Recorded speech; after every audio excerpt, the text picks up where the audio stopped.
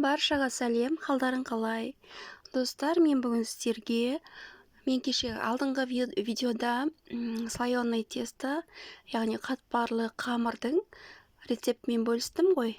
Сол қатпарлы қамырымнан мен сіздерге енді Наполеон тортты жасап көрсетемін, және Наполеон тортқа арналған заварной кремнің рецептімен бөлісемін. Заварной кремді негізі медовыйға, Наполеонға, эклерге пайдалана береді. Ал бисмилля деп, ең алдымен бізге 500 грамм сүт, 1 кесе қант, 3 қасық ұн, 2 жұмыртқа, ванилин және сармай керек болады. Достар, рецепттің граммымен мен описаниеге толық жазып кететін боламын. Ең алдымен ыдысымызға қантымызды, ұнымызды, ванилинімізді және 2 жұмыртқамызды салып, жақсылап венчикпен немесе вилкамен жақсылап араластырамыз. Достар, егер де сіз менің каналыма тіркелмеген болсаңыз, онда қоңыраушаны басып тіркеліп алыңыз. Лайк басып, комментарий жазып, қолдау көрсетіңіздер.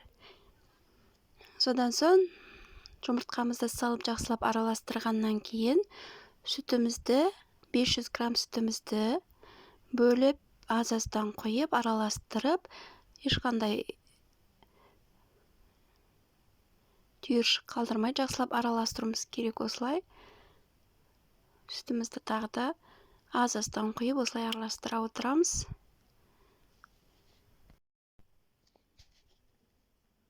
Содан соң сүтіміздің бәрін құйып, бір текстетіп араластырып болғаннан кейін бұл қоспамызды газға қоямыз. Газға қойғанда да постоянно осылай араластырып тұру керек, өйткені түбіне шөгіп қалып, түбі күйіп кетеді. Сол үшін отқа қойғанда да осылай постоянно араластырып тұрасыздар, қасында тұрып.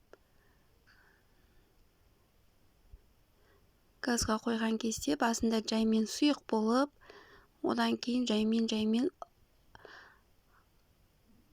жай отқа қоясыздар ғой. Қоюланып бастайды. Басында сұйық кезінде кішкене газды көбірек қойып, астын қоюланып бастағанда жай қойсаңыздар да болады. Бірақ қасында тұрып, міндетті түрде араластырып тұруларыңыз керек.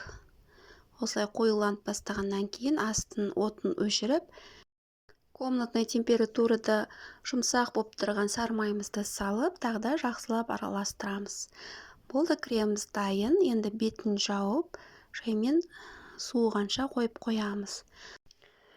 Морозильникте тұрған слоеный тестоны бірдеңке жасау керек болған кезінде 5-6 сағат бұрын холодильникке шығарып қою керек. Яғни мұздатқыштағы қамырды тоңазытқышқа қою керек.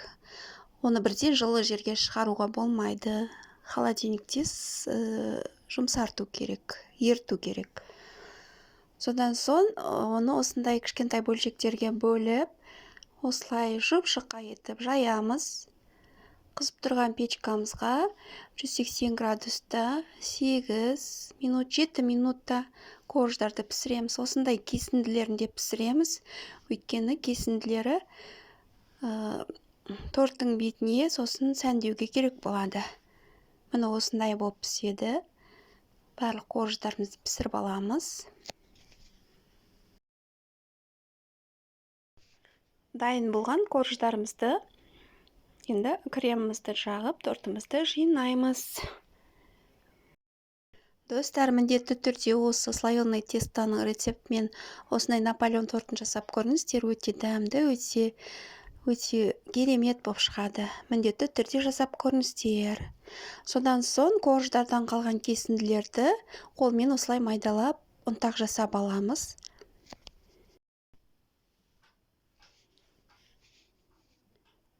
Содан соң тортымызды жинап, кремімізді жағып, ыдысымызға артылған корждарды ұнтақ жасап, оны тортымыздың сыртынан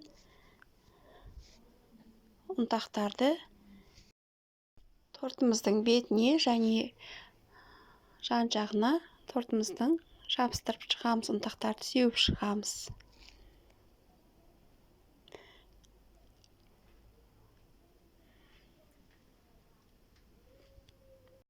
әр коржға 3,5 қасықтай крем кетеді үлкен қасықпен.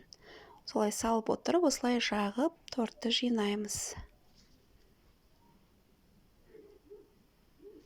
Содан соң дайын болған тортымызды ұнтағын себелеп болғаннан кейін дайын болған тортымызды 8 сағат, 9 сағатқа қойып қойсаңыздар, кремі сіңіп, өте дәмді, өте сондай жұмсақ, өте әдемі болып шығады. Достар, видео ұнаса, лайк басып, комментарий жаза кетіңіздер. Рахмет.